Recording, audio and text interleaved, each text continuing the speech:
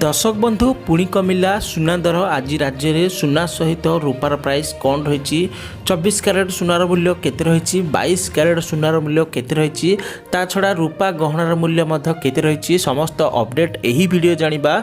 जदि आपण सुना रूपा गहना किछि भी किनिबा को चाहुथिले वीडियो को गोटे लाइक करी शेष पर्यंत देखंतु एवं चैनल को सब्सक्राइब करंतु। दर्शक बंधु आज भारतीय बाजार रे 24 क्यारेट सुनार मूल्य 1,34,180 टंका रही। सेहीपरि 22 क्यारेट सुनार मूल्य 1,23,220 टंका रही।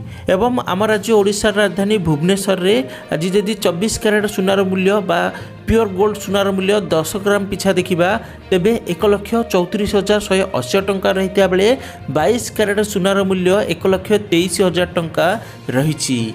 सेहीपरि देशर प्रमुख सहर मुंबई रे आज 24 क्यारेट सुनार मूल्य 10 ग्राम पिछा 1,34,200 टंका रही और 22 क्यारेट सुनार मूल्य 1,23,100 टंका रही। अन्य पक्षे देशर राजधानी नुआ दिल्लीर सरफरा बाजार रे आज 24 क्यारेट सुनार मूल्य 1,34,330 टंका रही और 22 क्यारेट सुनार मूल्य 1,23,150 टंका रही।